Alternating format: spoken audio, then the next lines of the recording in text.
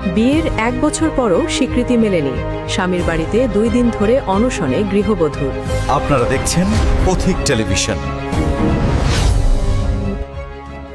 বিয়ের 1 বছর অতিবাহিত হলেও স্বামীর স্বীকৃতি না পাওয়ার অভিযোগে স্বামীর বাড়িতে অনশন করছেন এক গৃহবধূ। গত 2 দিন ধরে না খেয়ে স্বামীর অপেক্ষায় শ্বশুরবাড়ির একটি কক্ষে অবস্থান করছেন তিনি। ঘটনাটি ব্রাহ্মণবাড়িয়ার সরাইল উপজেলার 2 নম্বর পাকশিমুল ইউনিয়নের বড়ইছাড়া গ্রামে ঘটেছে। অনশনরত ওই নারীর নাম নিসা আক্তার। তিনি বড়ইছাড়া গ্রামের কিব্রু মিয়ার মেয়ে। অপরদিকে তার স্বামী হিসেবে দাবি করা শামন একই গ্রামের কামাল পারভেজের ছেলে। সরজমিনে গিয়ে দেখা যায় শাওনের বাড়ির একটি কক্ষে নিসা আক্তার একা বসে আছেন। তার দাবি, দীর্ঘদিন ধরে ঢাকায় স্বামী স্ত্রী হিসেবে তারা একসঙ্গে বসবাস করেছেন। তবে বর্তমানে শাওন গ্রামে এসে তাকে স্ত্রী হিসেবে স্বীকৃতি দিতে অস্বীকৃতি জানাচ্ছেন। এমনকি তাকে তালাক দেওয়ারও চেষ্টা চলছে বলে অভিযোগ করেন তিনি।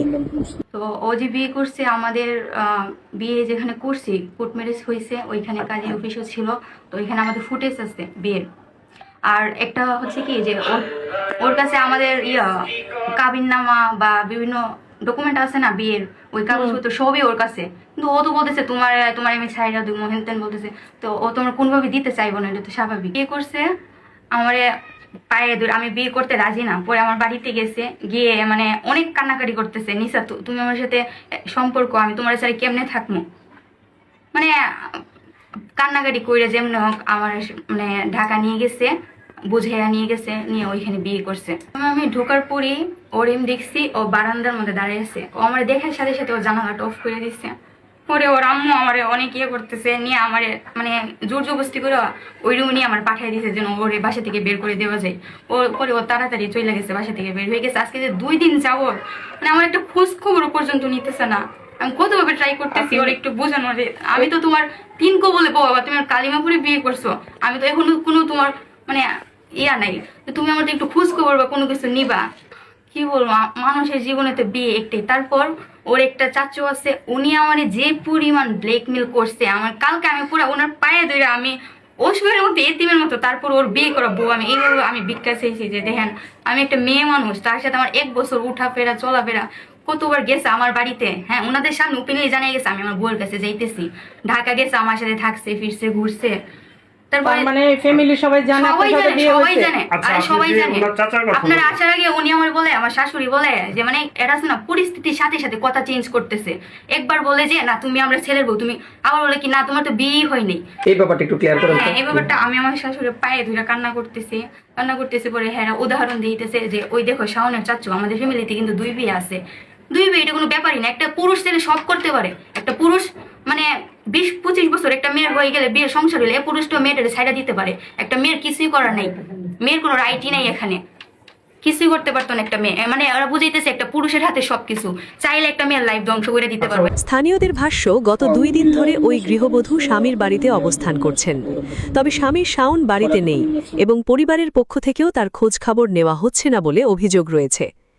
এ বিষয়ে শাওনের মা সাংবাদিকদের জানান, ছেলে মেয়ে কিভাবে জানি রিলেশন হয়েছে হওয়ার পরে ওরা কিভাবে করছে এইগুলো আমাদের ফ্যামিলি কেউ জানে না, শুধু ওর মা জানে এগুলা।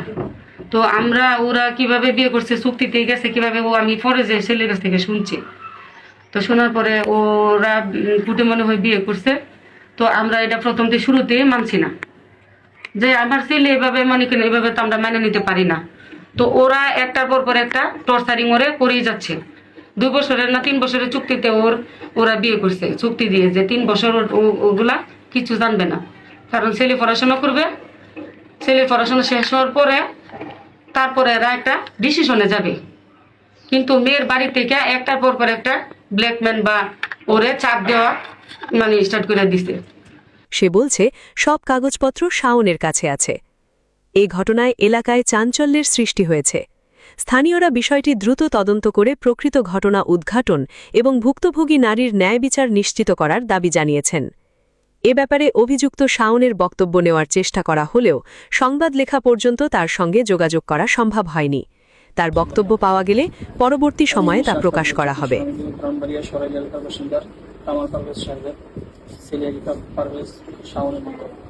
ইসলামী শক্তি মধ্যে যে 50 হাজার থেকে ওয়াশিংটন গিয়ে আপনি চট্টগ্রাম ব্রাহ্মণবাড়িয়া সরাই পাকশিমুল এলাকার স্থায়ী বাসিন্দার কিবরু মিয়ার কন্যা আপনি নিসা আক্তারকে ইসলামী শক্তিমূল্যে কুস্তি সাক্ষীর বিবাহ প্রস্তাব করলাম। নিসা আক্তার আপনি বিবাহ প্রস্তাব আলহামদুলিল্লাহ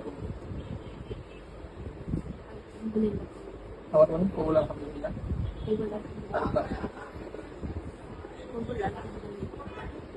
শাওন আপনি সম্মান এখন ব্রাহ্মণবাড়িয়া সরাই এলাকার বাসিন্দা কিবরু মিয়ার কন্যা নিসা আক্তারকে ইসলামী শক্তিমূল্যে উপস্থিত সাক্ষীর বলায় 1 লক্ষ টাকা দান মত 50 টাকা বাসিন্দাকে আপনি ব্রাহ্মণবাড়িয়া সরাই পড়ুয়াই বড়ই চারা এলাকার স্থায়ী বাসিন্দা কামাল পারভেজ সাহেবের ছেলে আপনি রিফাত পারভেজ শাওনের নিকট ইসলামী শক্তিমূল্যে বিবাহ প্রস্তাব করলাম।